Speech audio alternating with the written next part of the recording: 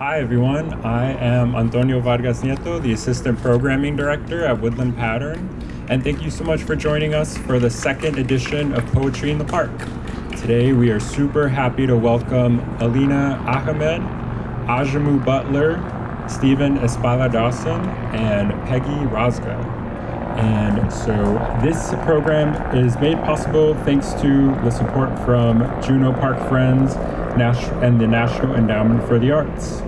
And I am going to be reading from our newsletter. It has all the artist bios and everything you want to know about our summer programming, which can all be found at our lovely book table ran by Mike Wendt, the programming director, and Allison, our volunteer extraordinaire.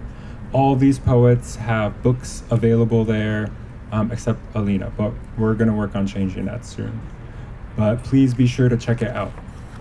And without further ado, I'm going to introduce Aleena Ahmed, who was born in New York and is a Bengali American poet and student at Nicolet High School. She was recently selected to serve as a 2024-2025 Milwaukee Youth Poet Laureate. Aleena has lived in North America and Bangladesh, where she has found home in the sound of rain and freshly cut coconut. Although she is an only child, Aleena always had an abundance of extended family and cousins where she grew up, surrounded with lively, passionate conversation and a vibrant home atmosphere. Aleena's multicultural upbringing has greatly influenced her perspective as a writer and deepened her appreciation of her identity. While she adores the arts in every form, Aleena has found herself most intrigued by poetry, where she seeks to push and bend the boundaries of language. Aleena hopes to inspire other young women such as herself and demonstrate the power of language as a tool to change conventional thought. Please welcome Aleena.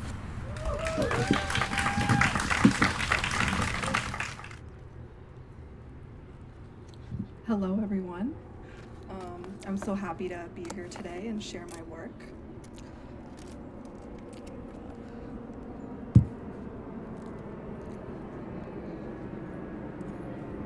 So this first poem is called Turmeric Stains, and it's a testament to Bangladesh and my experience there with my family, so I hope you enjoy it. You used to stand still, pinned to the earth like rock amongst waves, spindled with salt that burn against wound, and yet you left yours open, colliding with minerals centuries old under the bleeding sun, rays dispersed into shards of crystal, turn infinitesimally small between my feet and spill into a melange of saffron and paprika across air as I breathe in the years that inched us separate, inched me further. Allow the turmeric beneath my nails to dissipate under warmth, lift under light, and question its existence in your presence. This bay turns bomb, thick and solid amidst movement, but not yours. Liberation is your religion.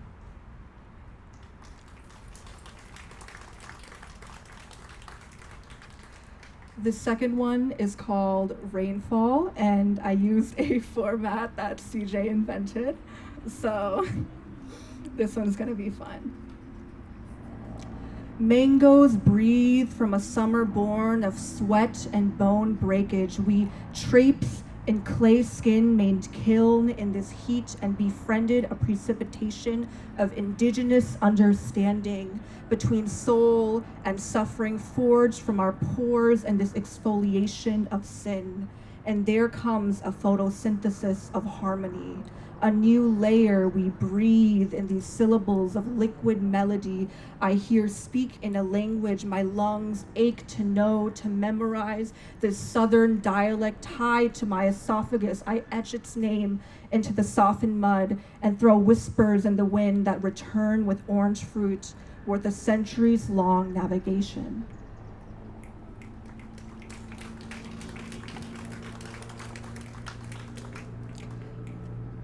This next poem is called Paralysis, and it's sort of a poem appreciating the struggles that immigrant parents go through and admiring their strength. Paralysis, the need to be buried, hidden, become one with the water beneath life and lily pad. Fear is an insect with legs that seep into my pores, take over my skin. If only you knew, Baya would say. Before the invention of shoes, women walked barefoot. Home was the naked back, calloused and yet welcoming to infant arms. Feet bled and carried rubble, carried sediment and salt, journeyed through mud and floodplain. If only you knew. Our history is documented into the pores of her skin, fossilized and encrypted. No need to relive it, and yet it is ever present. All the scarring, all the sacrifice, accumulation of croaking voices and scrubbing blood beyond any proof of its existence. If only you knew. Every sacrifice made. She could have stayed home, be woken by the rhythm of rain, lyrical and vivacious beneath the tender sun. Myriads of conifers at every inch of her home, eager arms garnishing her neck with jasmine, coating turmeric thick on her skin, massaging her scalp with mustard oil, wandering through Gashful near the riverside. Her head is clouded of these rainy days. Everyone bundled up close together, eating ilish and khichdi. If only you knew all the risks. Every entry into unknown territory, diving headfirst unknowing of where to land or how to swim. Tides push and pull, moisture clusters together, garners thunder and storm. The current sweeps her away. These waters are warped, she doesn't understand, she doesn't know how to survive. Raid only sings an ode for sickness here, if only you knew. Every look into a mirror, unable to recognize the stranger staring back. Every time it came back, that violating sense of confusion and discomfort and guilt. She is cold, cold, shivering. Every time she mistook a seething hand for the radiance of the sun, the warmth of her country. If only you knew, perhaps you wouldn't be so afraid. How did one live above the lily pad? However cold, deprived of sensation, of comfort of their life. Paralysis is hereditary, he says, but so is capacity, so is strength, and so is freedom.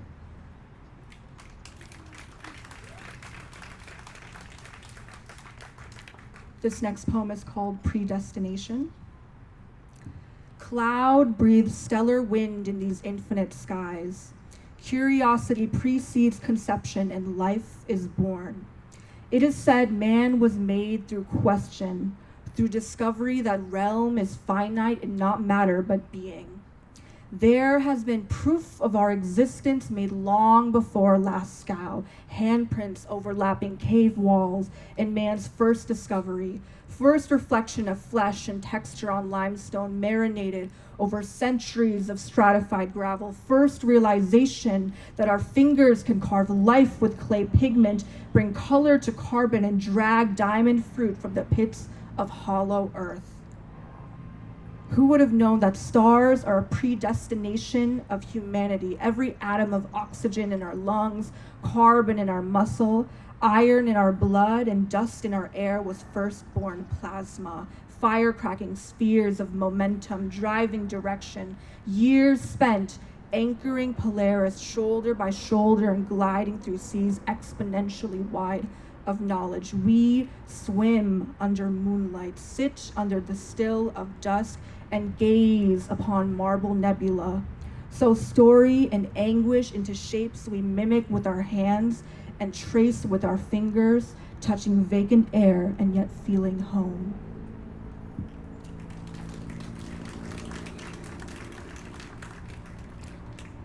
This last poem is coming to terms with some of my anger and understanding the different things that may lead to ignorance, especially during this time and the current events. At this moment, I find myself questioning, how far can one be influenced until something changes? Our brains were once fresh clay, pliant and molded into common thought that the sky is blue, that we bleed red, and love is pink, but that is only because we have not bled enough. because we have not been ripped far enough to see how the gallbladder spills green, how red turns mudded and black against cement that rock children to sleep, because we do not know dismemberment. We do not know how to break bone and feed it or spin skin into cloth, because to not know is a privilege. At this moment, I find myself questioning the malleability of morals.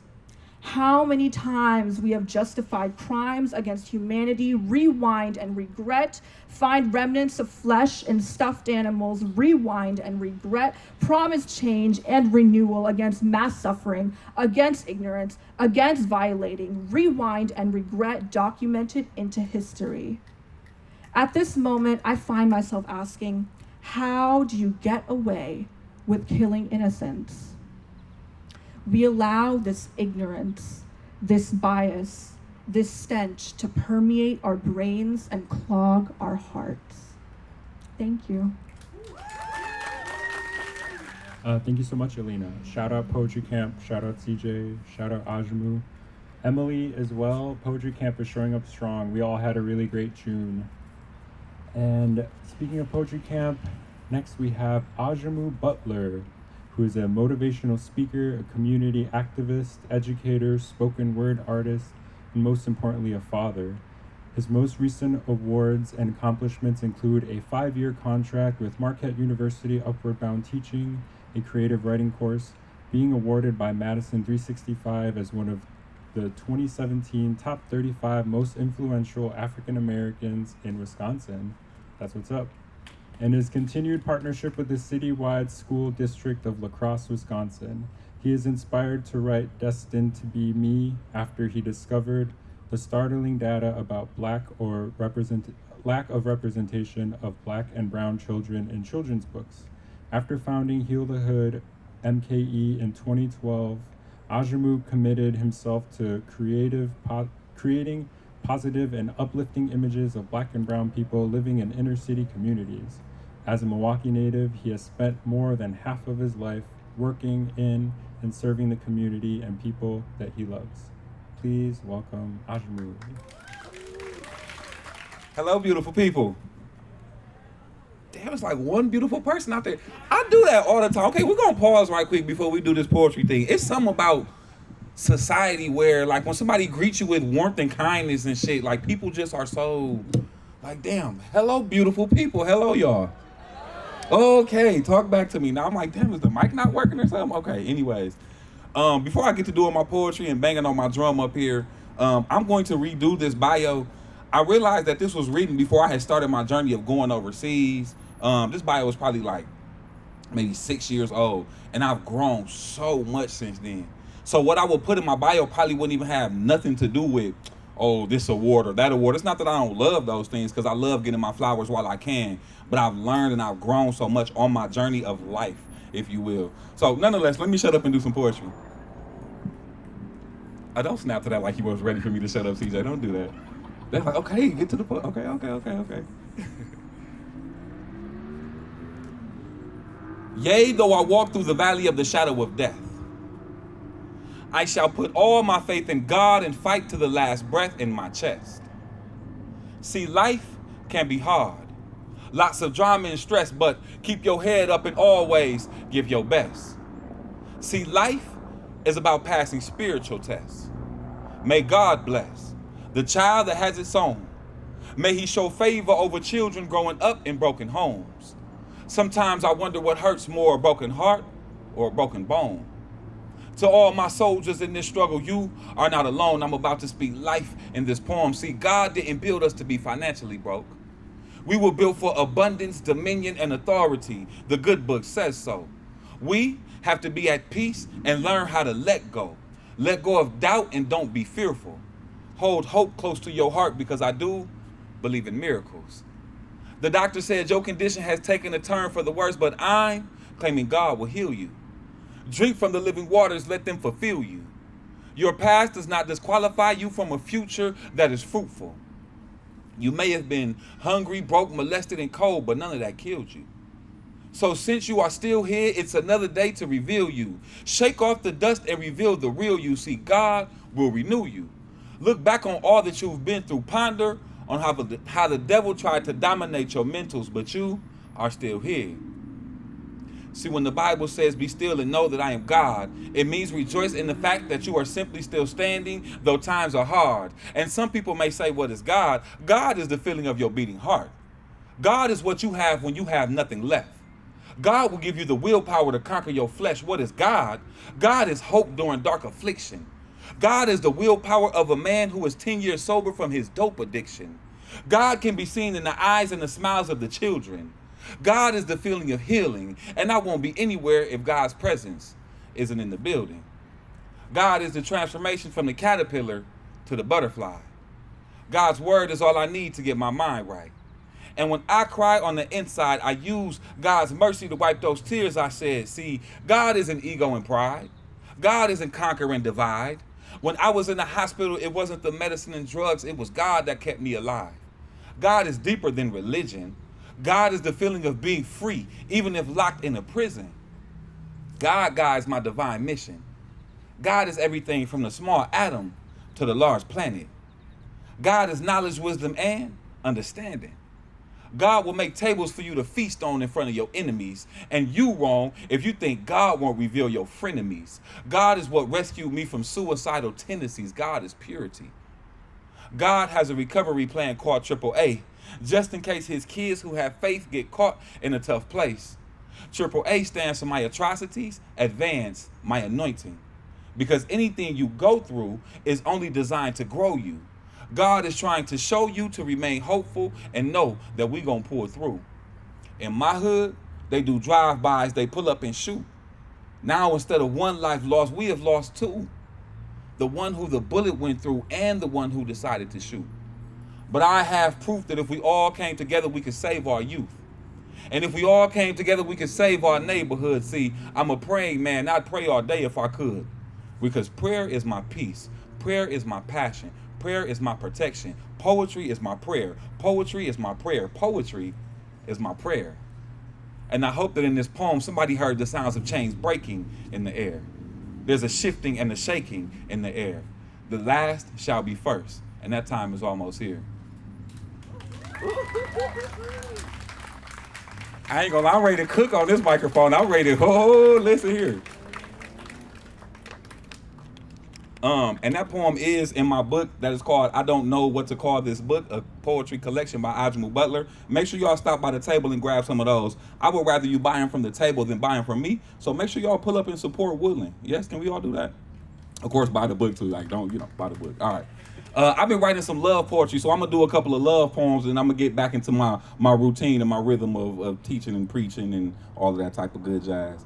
And I don't know why I've been writing all of this love poetry. Maybe it's like manifesting or something like this, but I'm like, dude, mushy and just, I'm all lovey-dovey. I don't know. I like it. Whatever. Okay. I've been so many places, and I've seen so many faces, but none quite as lovely as you. More beautiful than the Mona Lisa, worth more than gold, that my eyes have had the pleasure to behold. You're my latest, you're my greatest, my latest, my greatest inspiration. I want a specific love, an unquestionable love that was sent from the heavens above. I want a portion of love that fills my cup up. I want to be refreshed by love. My desire is to be blessed by love. I aspire to give my love, to give my best of love, so in return, I'll receive equal and nothing less of love. I require love that is revolutionary. The type of love that when she gives me a sweet kiss on the lips, I feel legendary. I pray for that type of love when she prays, that she'll pray over me when I'm too in pain to pray over myself. I pray for the love that makes me count stars and give each one I count a reason why I'm in love. I want your love. I want to explore love because I know that there is more in store, my love. I want love where we keep freedom and forgiveness at the forefront. I want that love where we uplift each other and not speak to make each other feel dumb. I want love where we hear God from each other's tongue. I want that love that inspires me to be the higher me. I want love so I can submit to her my entire me. I want love that makes me say, I'll put that 69 aside and put number 8 on its side so that we can be in love for an infinity amount of time.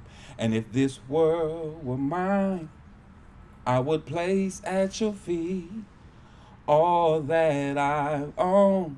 You've been so good to me. And if this world were mine, I'd give you the flowers, the birds and the bees, and the old love inside me. It would be all I need. If this world were mine, I'd give you anything.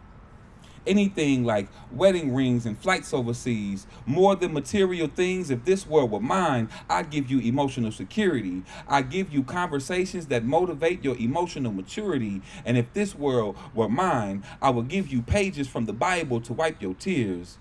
I sing sweet songs of Solomon to wash away your fears. I'd heal with you. I'd build with you. And when life throws rocks at you, I would absolutely be the shield for you. And I'm not the best poet, and I know it. Plus, I'm taking up too much time with this poem, writing this love letter, and I know it. So maybe I'ma sing it. Let me try to wing it. Anita Baker said it nice and plain. I want to know what good love feels like. Good love, good love. I want a love that's sure to stand the test of time. Y'all know Anita Baker. Y'all better, somebody better snap or clap. Hey. I want a love that's sure to stand the test of time. I want to know what good love feels like. Morning, noon, and night. Forever all my life. But even that just don't do my feelings justice just right. And if only for one night, I want you in my life. And when the OJ said that they would cry together, I said that I would cry with her and for her and because of her, because I love her. I want that love that makes me feel like old school music. I want that love that sparks a movement. I need that love that I know is from God. I need that love that makes me say she's all that I need and she's all that I got. Love music.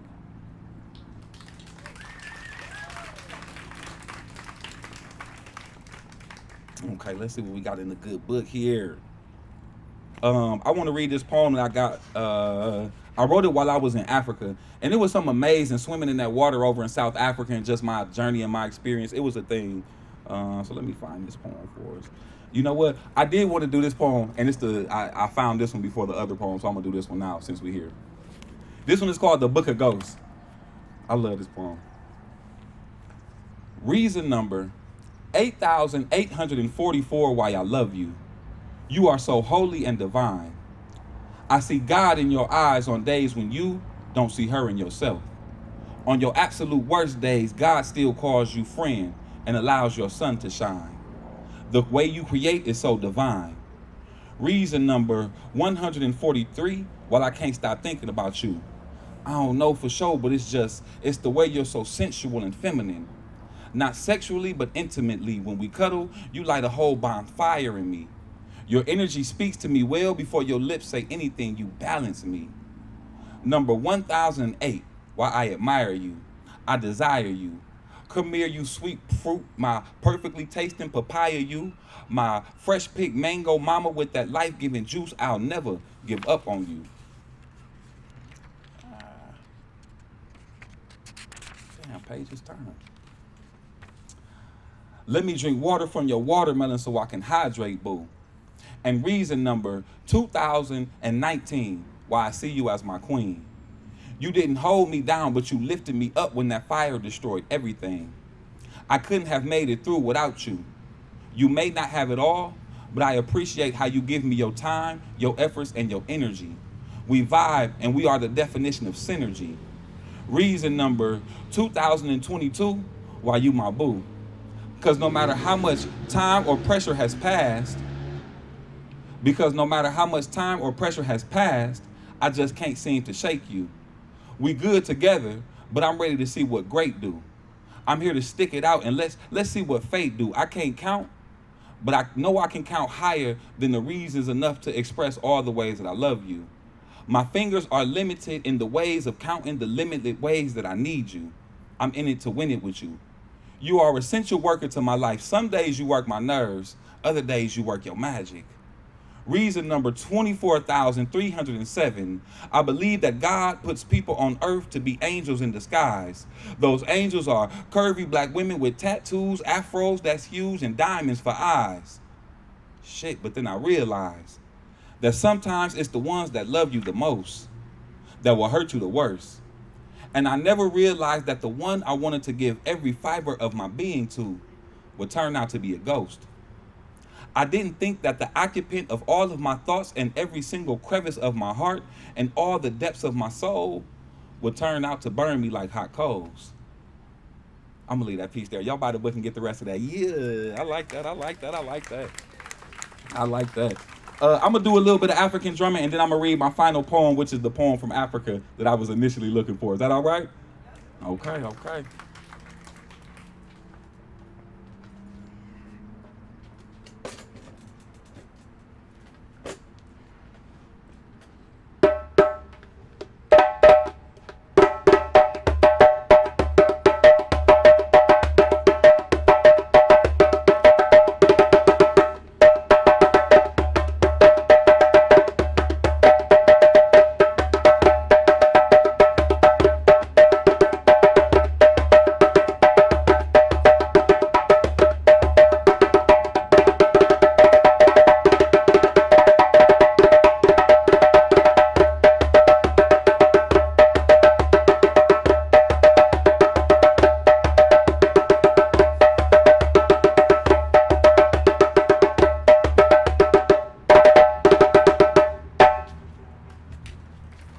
Okay, now look, the drumming didn't have nothing to do with nothing, okay? I just like to drum, and I've been drumming more lately, so I'm like, I'm gonna bring my drum to the poetry set and just, cause why the hell not? I need more practice and more rehearsal.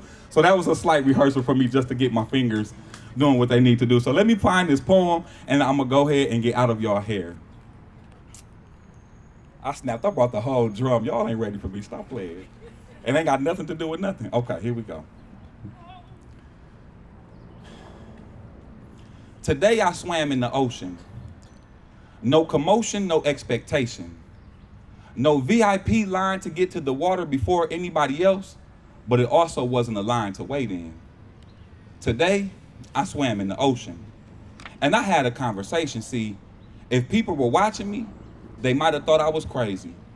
By myself, talking out loud, but they not knowing that I'm praying. Bitch, I swam in the ocean today.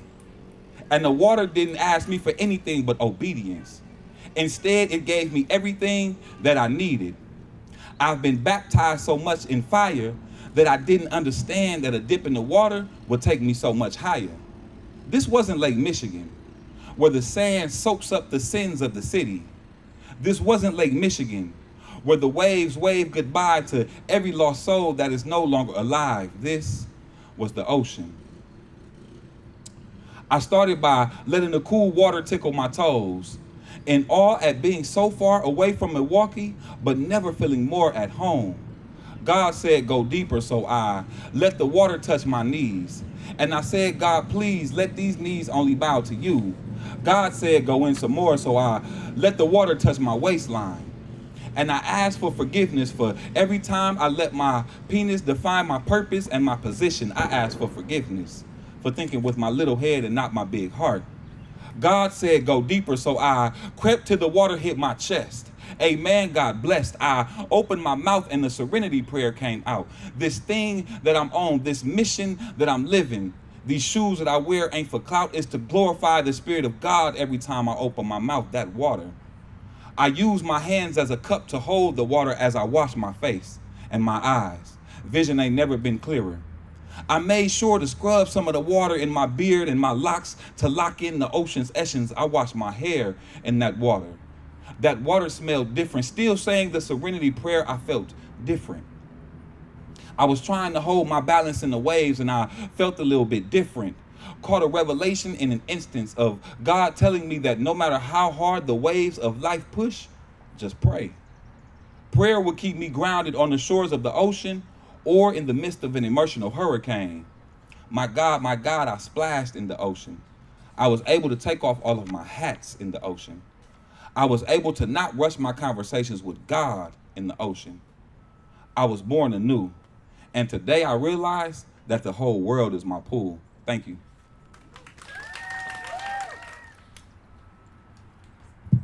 Thank you again, Ajamou, for taking us various dips through your rhythms. And next up, we have Margaret Rozga, who served as a 2019-2020 Wisconsin Poet Laureate and 2021 inaugural Artist Scholar in Residence at the UW Milwaukee at Waukesha Field Station. Her book of poems inspired by the field station is Restoring Prairie, Cornerstone Press 2024. Cornerstone also published her 5th book, Holding Myselves Together, New and Selected Poems. Please welcome Peggy Rozga. Ajamou, drumming has everything to do with everything. And thanks for giving some to us. Aleena, your words are inspiring. Your poetry is a great model for all of us who are looking for directions our poetry can take. And I have to congratulate you especially on the words esophagus, exponentially, and malleability.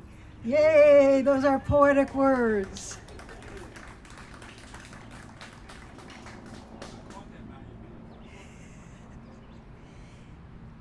I'd like to begin with a poem that honors this place and what happens here. It's called Poetry in the Park. The poet's rising and falling voice, her hands clasped, then arms extended.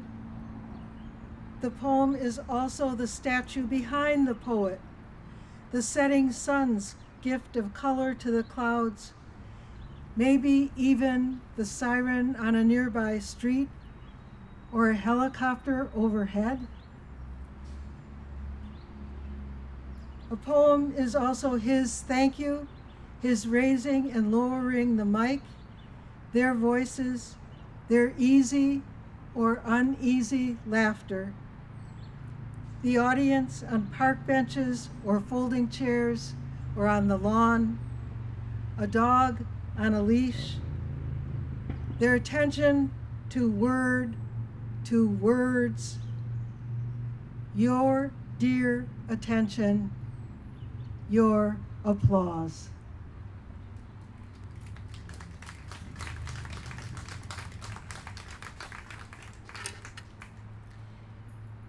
And the mosquito buzzing at my face here. I'd also like to pay honor to the place where we are in terms of the lake. Once upon a time, before the greenery grew as much as it has, you could actually see the lake from here. So a couple of lake poems from this new anthology, The Lake is Mother to Us All, edited by Kenosha Poet Laureate Christopher Cologne. This poem is by Frisia McKee, who some of you know. It's called Not Blue. Not big, not blue, not all that old, not awake at night,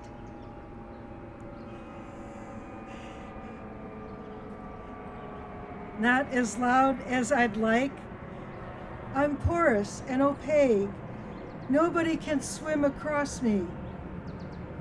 I'm not the lake, but of her, born on topsoil next to a mystery. She's in me. That's Frisia McKee's Not Blue.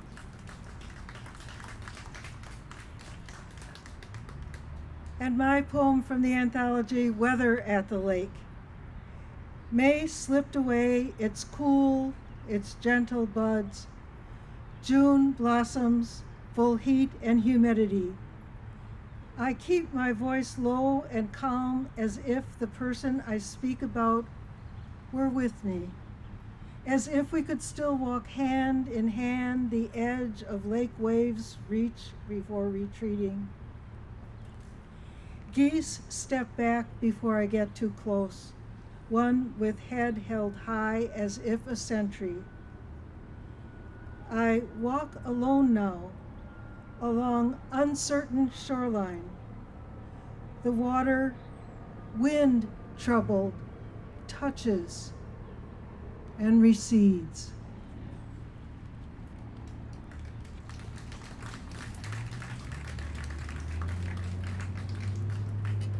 So the many moods of the lake, but I'd like to move on now to the book that I published this May, Restoring Prairie, about the 98 acres of former farmland that's been restored to prairie after being farmed for 140 years. And I'm grateful for all the accompaniment that I'm getting here.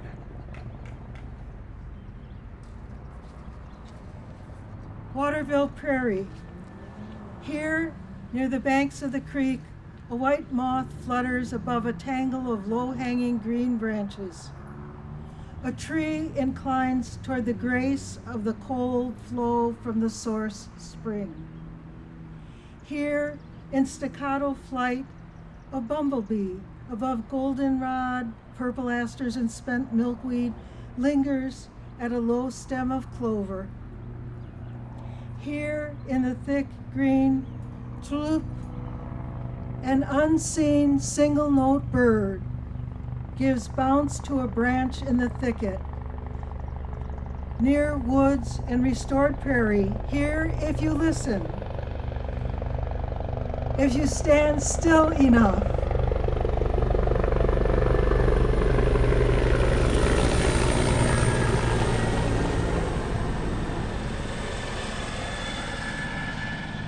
I knew that helicopter was going to come back.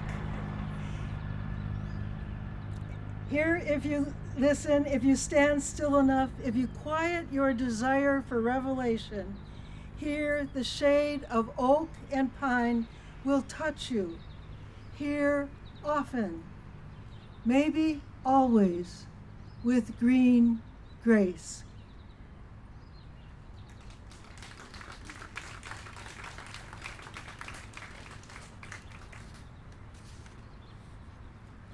Winds. This morning's rain as gentle as breathing. This morning's coffee stronger than usual. Yesterday afternoon's writing, scarce words. Last week's escalation of guns, of war, of wars. This year's rain, multiple inches above average. This decade's shrinking horizons. This century's dire predictions. This day's seeds, roots, sprouts, growth. This life's forward-looking and its hesitation to look forward. This pause to focus on a goldfinch on a power wire. This moment's stillness, a slight tickle of wind. These yesterdays tucked away, the future still malleable. This morning's breathing now gentle as soft and welcome rain.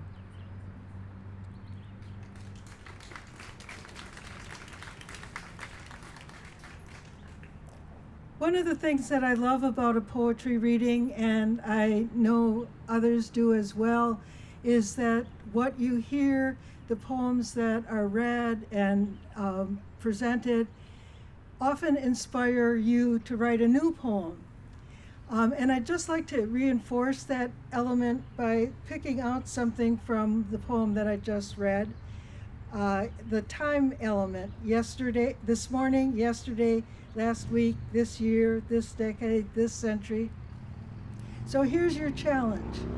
If you're looking for a prompt, if you're looking for an idea for a poem, How about writing a poem, a list poem, that does that chronology? This morning, yesterday, last week, this year, this decade, this century, and then build in a little surprise at the end, come back to today. That's your challenge. And I'm on Facebook. If you write one and you want to share it with me, I'd love to see it. Maybe you are. Maybe after the funeral you became a butterfly on a baby's head. That's the epigraph for this poem. The epigraph is from Nikki Walschlager. Maybe after the funeral you spread your wings. Maybe you are the split of a seed on the tomato sprout. Maybe you are the pink and purple cosmos that, released from a crowded pot and transplanted into the garden, spread to fill the empty ground. Maybe you are the trill of a red-winged blackbird. Maybe you are not outside at all, the spider on the hallway wall. Maybe you are a word at the end of a line of a prize-winning poem. Maybe you inspired these words: rain, prairie, trill, ground, cosmos, wings. They line up here in reverse order. Reordering is a key to living. Yesterday and the day before, I walked the prairie, not in the afternoon fallow hour, but in the early morning. Maybe you are the early sunshine. Maybe afternoon rain. Maybe I need not be angry with you any longer. Maybe that anger is sweet.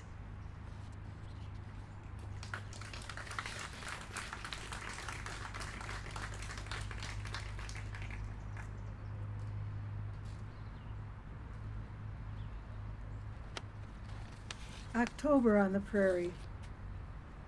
Purple asters still hold their color. A west wind urges, frees, shakes loose, sweeps gold maple leaves from branches, rains them down to earth after taking them for a spin. You ask me, do you still believe the arc of the moral universe bends toward justice? The moral universe, I want to ask, is it contained within or bigger than the unmodified universe? What of the 140 years this prairie was broken and farmed? What of the 50 years of restoring prairie? I seem to have brushed up against wild parsnip, a blister above my right ankle, some salve, a dressing. I believe in healing and keep going. Yes, I still believe the arc of the moral universe bends earthward with the pull of my hands, and, if you will, the pull of yours.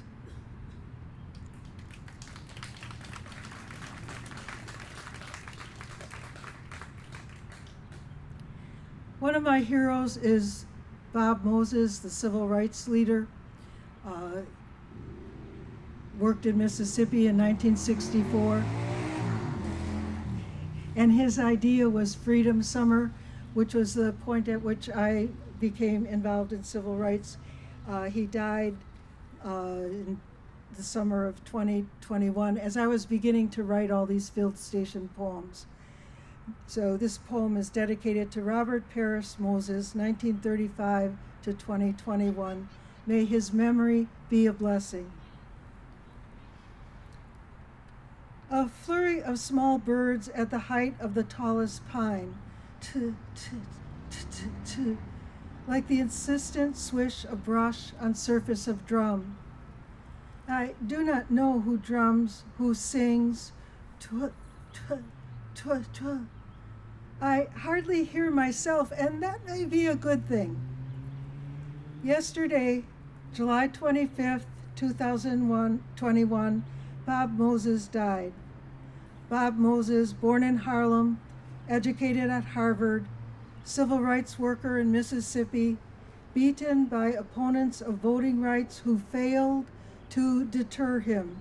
He turned 1964 into Freedom Summer. History, hard and soft as it is, details get smudged, nipped, erased, its lessons unlearned, untaught. He turned algebra into a civil rights project, won a MacArthur Genius Award, which he totally deserved. Each russet tassel on the prairie grass nods, keeping time in the soft breeze. I'm not describing the intricacy of tall blue stem very well, and that is only a start. Now he walks this prairie. He haunts the halls of Harvard. He practices philosophy in New York.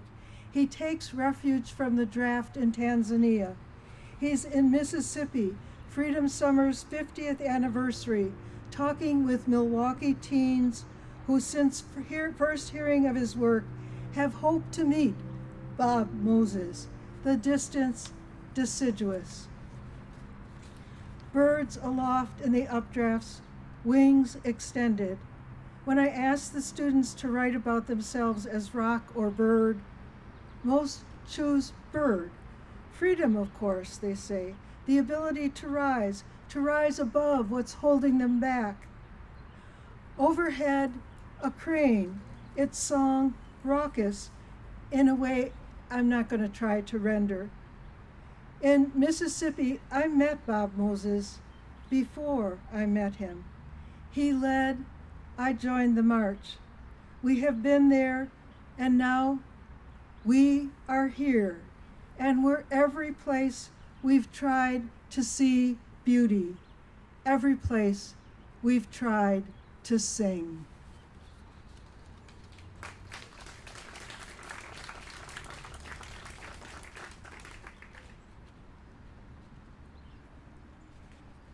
Okay, I'm going to do one more poem, and I have a helper for this poem.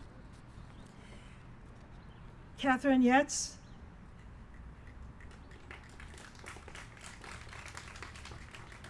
Who was my student at UW-Waukesha, and now she's my poet buddy. Oh, do I have the book? There. Okay, let's read it from the book.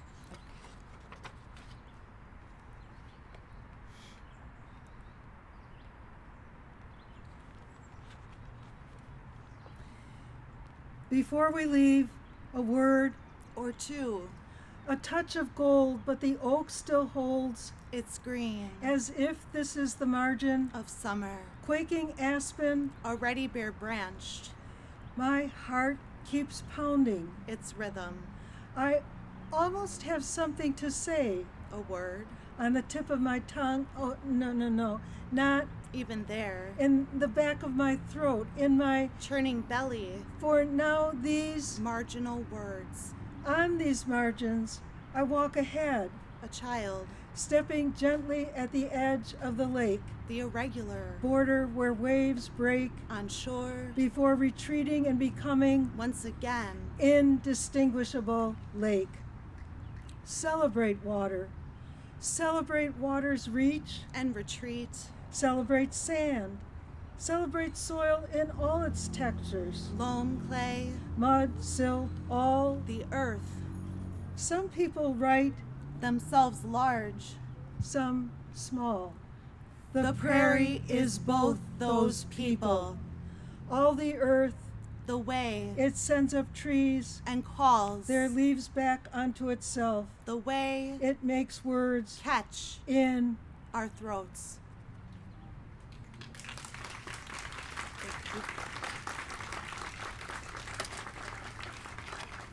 Thank you, Peggy and Katherine. I am liking all the surprises today. And then last but certainly not least, we have Stephen Espada Dawson, who is from East Los Angeles, the son of a Mexican immigrant. He is a former Ruth Lilly Fellow and Wisconsin Institute of Creating Writing Fellow. His poems appear in many journals and have been anthologized in Best New Poets, Pushcart Prize, and Sarabande's Another Last Call. He lives in Madison, Wisconsin, where he serves as Poet Laureate. Please welcome Stephen. Hey y'all, how you doing? I'm not famous for my microphone adjusting skills, so how do I sound? Doing okay? All right. Thank you all for being here. I know time is your least renewable resource, so to spend it among community and poetry, it's not a bad choice, I think, but I appreciate y'all coming in. I'm gonna start with a couple sonnets, American sonnets. Someone once told me sonnets are the form of love and war, so this felt right. The first one is the poem that begins my forthcoming collection, and I needed something that would bring the reader to the world quickly. So, a river is a body running. The first time I found my brother overdosed, he looked holy. A thing not to be touched, yellow halo of last night's dinner. His skin blanched blue fresco, patron saint of smack. A cop, flustered, tugged up his shorts, plunged a needle into a pale thigh. He hissed awake like a soda can. The paramedic spoke softly in his ear like a lover, asked him what color yellow and red make. What is the difference between a lake and a river? In the corner, I whittle that used syringe into an instrument only I can play.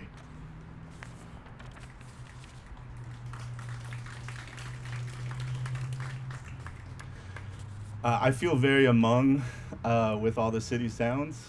You know, where I'm from, we used to watch like high-speed chases on TV and try to see if we could like wave at the helicopters out the window and see if we could see each other.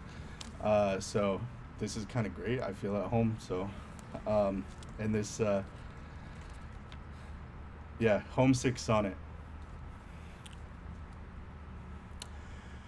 3 blocks east, a wrecking ball wears the dust of your old house, red wallpaper like blush across its cheeks. The library tower is a broomstick mom pretends to bang on God's floorboards. He went for tortas and left the stereo on. 3 blocks west, a woman you know is shot while eating breakfast. The rattled cop missed his mark, feels himself unlucky. The chilaquiles still softening in her gut. In Boyle Heights, you're still young. You found condoms with hose water your neighbor calls city punch. Those ribbed bladders made from magnums, too tough for water fights. Every balloon is a gunshot unmistakably loud. Your brother jokes, what kinds of apples grow on trees? All of them, stupid. What sounds follow you away from home? All of them. You left all of them.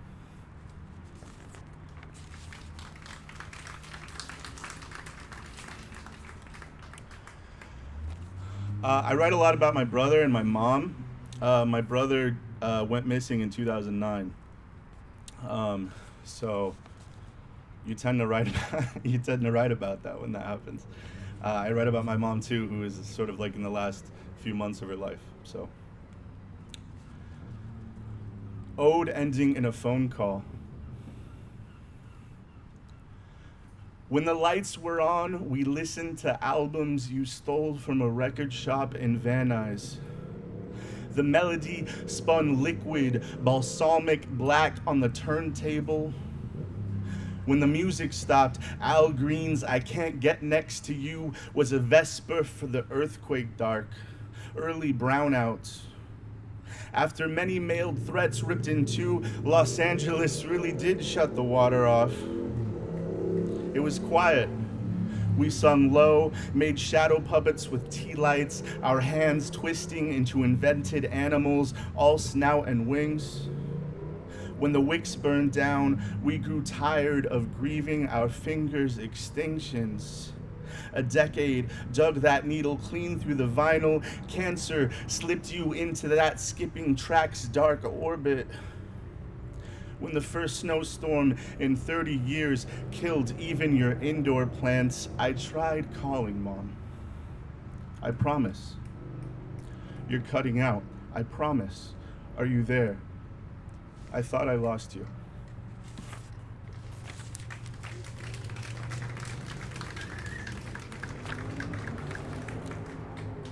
Shout out to Woodland Pattern, especially Mike, especially Antonio for hosting.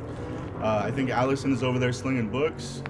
You should buy a few, maybe a couple for your frenemy, one for your enemy, so they know what's missing in their life, you know? So, I don't have a book there, but I do appear in some of those books, and this is one of them that appears in that anthology from friends Kava Akbar and Paige Lewis. It's called Another Last Call. It's really good. So, my brother stole every spoon in the house. My brother stole every spoon in the house, so we don't eat soup anymore. We tried. The bone broth fell right through our forks, our fingers, stained the carpets. We all learned to speak 12 languages, but only the words for good morning and hospital. In Old Norse, my mom learns the phrase, "Where are all the fucking spoons?" Brian went outside, whispered swears to the poplars. They bent their necks to hear him. Brian went outside and left forever, took the rest of the silverware. Brian went outside and left 1,000 doodles he drew, every happy animal that wasn't him. We crumpled them like origami roadkill, stomped them under our feet until they became wine between our toes. We're still drinking it now. 10 years later. I don't know how magnets work. If I tied 1,000,000 together, could they pull him here? The cutlery turned ash in his pockets, heavy metal in his blood.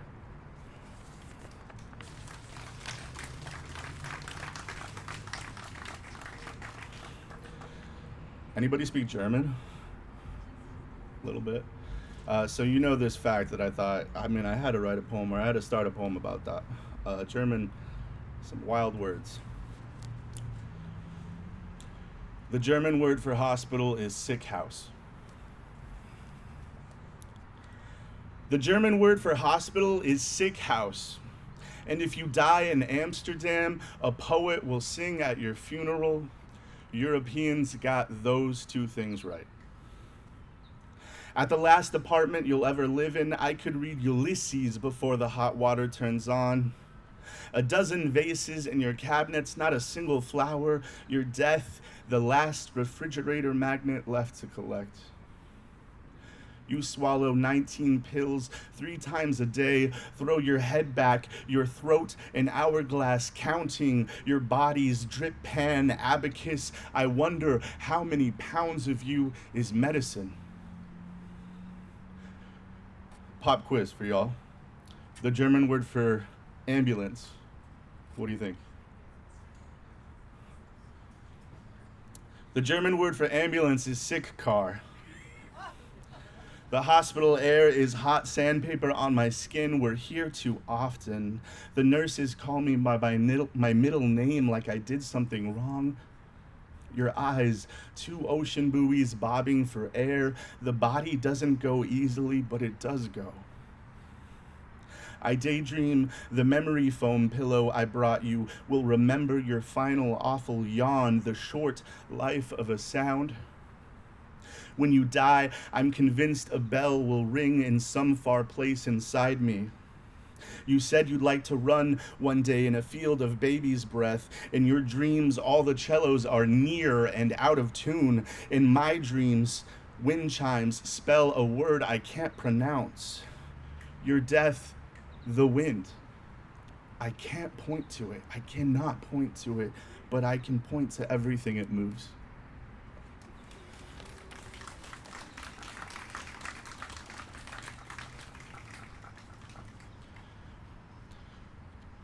This one borrows the first line of a poem called On Being Suicidal by the poet B. William Bearhart, who couldn't make it.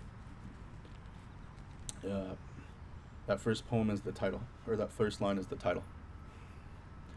When the body says no, but you can't stop swallowing. From 20 yards away, the adult Megaplex XX sign looks like a crescent moon stuck on its beetle back. On the bus, I used my fingernail to etch figure eights into a styrofoam cup. The mean idea of vanishing myself is a seed I can't unplant. A stranger tells me her kidney stones ache. Every flaw in the road rattles her like a handful of glass. I pine for that gorgeous myth of childhood, how I lost good sleep worrying over watermelon seeds, thought they'd gut sprout, impale upwards straight through God's windshield. The thought of being dead returns unwelcome as a landlord. In Colorado, I pushed 2 motel beds together, left the door wide open, anything to be held while unrecognizable. Regarding wellness checks, I cut into a forearm length of bread, finessed the knife like a violin bow. I tried to convince that angry cop I never swallowed, then threw up in his back seat. Had instead he been my father, opening for me a door, not out, but towards somewhere tender, had he held me there, so I might practice delight.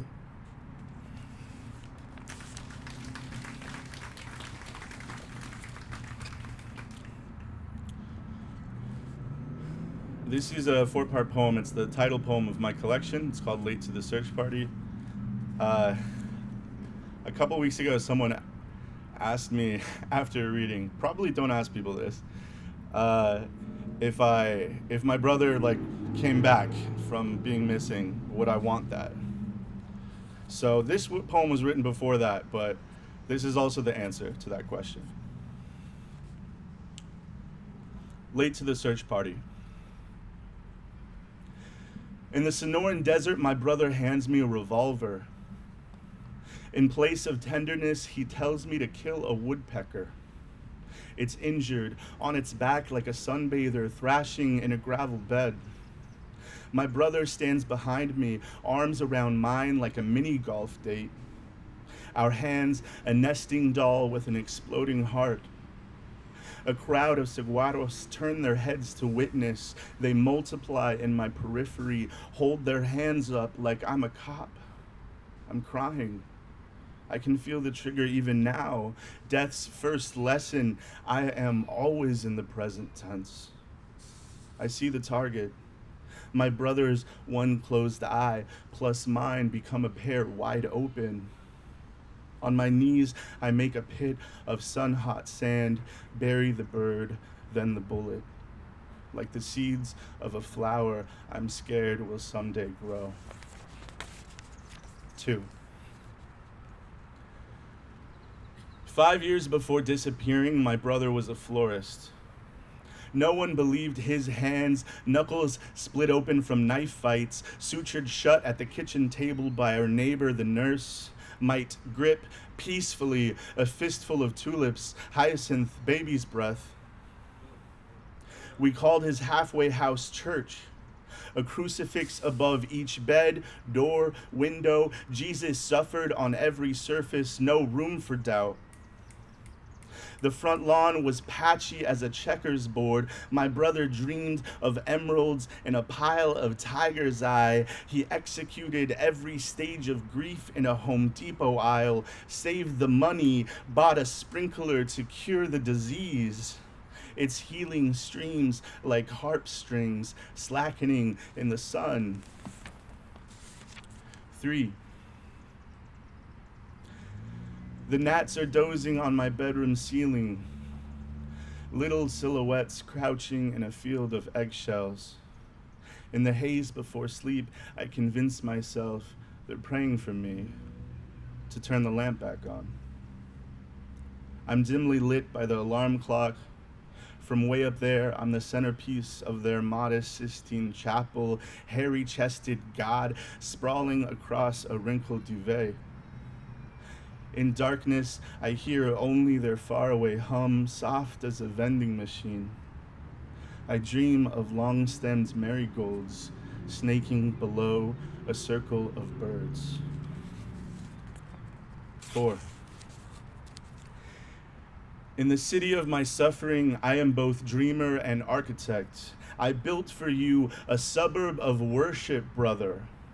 The statues I erected look less like you each year, all smothered in memory's patina. It's spring now. Here I am, late to the search party, uncertain feet behind my flashlight's beam. I'm the one to find you. I don't feel grief. The flashlight aimed at your body projects a shadow across the mountainside. The shadow is the shape of my relief.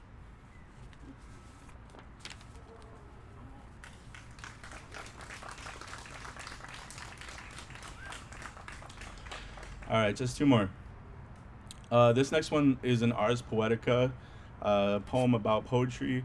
I have resisted writing them for a long time because when you feel so close to death, every poem kind of feels bigger than the poem. It feels like a poem about poetry, right? But I try to lean into this one. So, Ars Poetica with Passing Hailstorm. The ceiling is a woman buried upside down. Let me start again. In Maywood, California, there's a library that's important to me. Its many ceiling lights, indifferent glass breasts pointing down at their readers, each nipple a gathering of dead moths. At the hospital, I hear a nurse call cancer the big casino, as in, the house always wins. A house is a many-sided die always rolling on its spine. I spent my teenage years watching a good mother lose her breasts, her hair. She screamed in the shower, she screamed in the mirror, each drain wreathed with death's jet-black wig. There was no Sesame Street episode for this lesson. The first time you see a man's hand up Cookie Monster's ass, your childhood dies a little.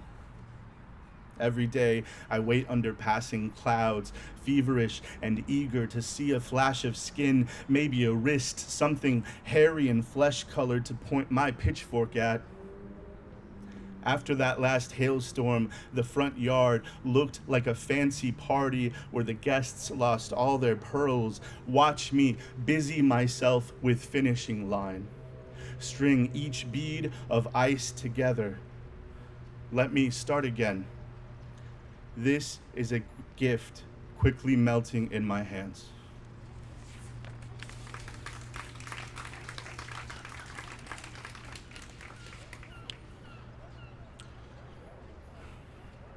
I started the book with an overdose, so I was like, how do I leave the book? What is the branch I want to extend to the reader? How do I exit? So I leave it here. Elegy for the 4 chambers of my mother's heart. This is an elegy, and believe me, it will end. within the small walls of your townhome. And because I am selfish, it ends with your words and a memory of just you and I standing above your kitchen sink, pouring water into an ice cube tray. You tell me to watch as the water fills up one corner, then overflows into every empty square. This, you say, this is how I love you. Thank you. Thank you again to all the poets. That was a really special reading. Wisconsin poets are so deeply talented, and it makes Woodland Pattern feel sort of like a lightning rod for all of it. So thank you all for coming here and attending. And then I just have a couple notes on some upcoming programs. This Thursday, we have the premiere of Amir Chekarov's movie, not a poem, Americans Smell Good. Looking forward to that one. And then on Tuesday, August 13th, wow, August next month already, we have the next Poetry in the Park. Here again at 6:30, we are hosting Siwar, Masanat, Soham Patel, R.B. Simon, and Ty Newcomb. So please stop by. And of course, check out the book table, check out our newsletter. We're right over here. Thank you. Have a good night.